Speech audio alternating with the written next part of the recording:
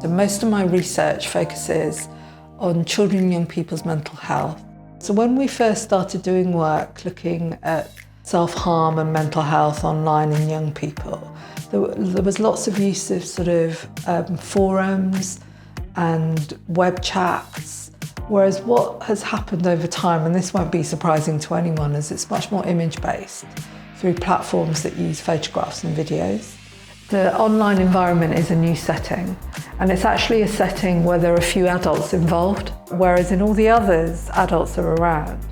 And so the only way we can really understand that setting is through the voices of young people themselves. We do a lot of work with people's data collection, linkage of data. And what we felt was that a lot of young people weren't getting a chance to say how they felt about their data being used, particularly young people from excluded groups. So we decided to go ahead and do this project with people from refugee and asylum seeker community, Roma Gypsy travelers, and young people who have a background of mental health issues or self-harm.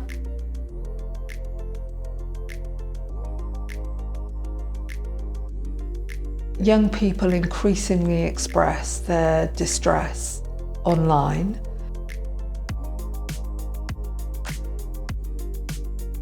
What we're looking at here, particularly with virtual reality, is ways in which this can be expressed in a safe space that allow young people to tell their story in a way that is enjoyable for them, therapeutic for them, and can be expressed to others in a much more healthy and realistic manner.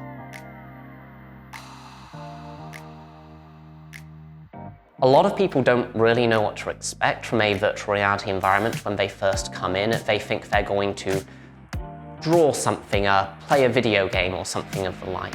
But really, everybody's response is completely different. We had some people, particularly with the refugee community, who came in, and after they kind of got to grips with it and realized that it was their own space, some of them started to recreate things that they had lost, memories, regrets and other such things, and really used it as a cathartic tool to kind of come to grips with them and help process them.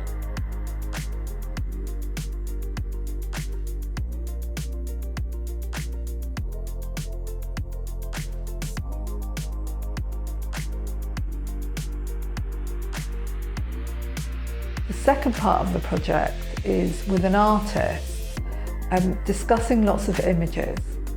So we talk about body image, and we talk about the ways that social media has promoted this idea of perfection and the way that actually it's been commercialized.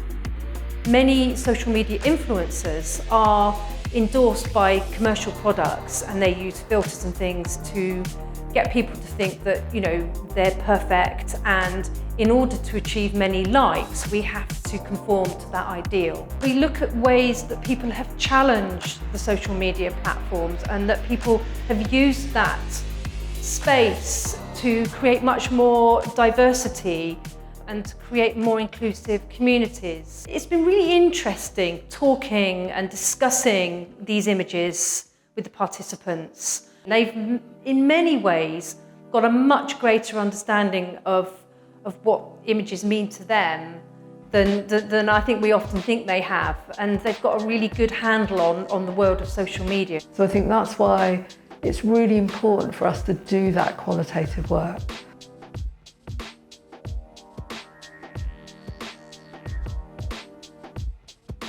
We make lots of assumptions about what young people feel. So there were lots of assumptions that because they put so much of their life out there on social media, they don't care about their data being used.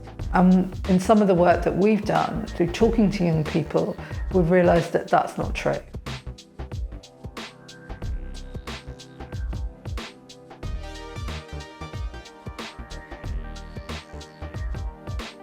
The interview questions are the topics that we cover. Is first of all, I asked participants about how they experienced the workshop, any feedback from it, followed out by questions about mental health generally, and more specifically then about self-harm. After that, I asked them about big data, and then more specifically, I asked them about how they feel about their health data being used, if they trust certain organizations that are public versus organizations that are private.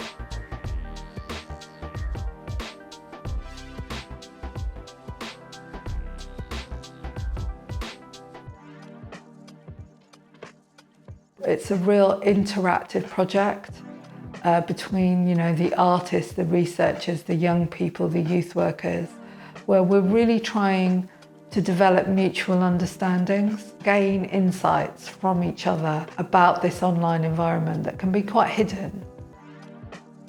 But I think when you bring those disciplines together and they're rubbing up against each other in different projects, that's when you really create things that are very different, that give you really great insights.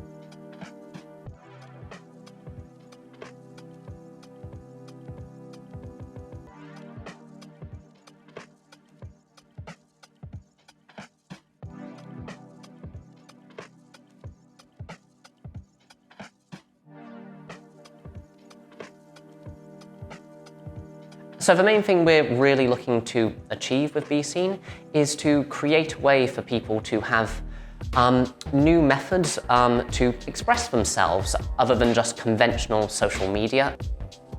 Our plan is to develop a toolkit.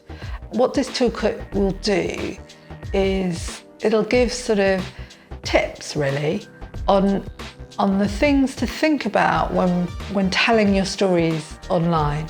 And to realise that we don't need to have images always made from us, that we can create our own images in the way that we want to be seen.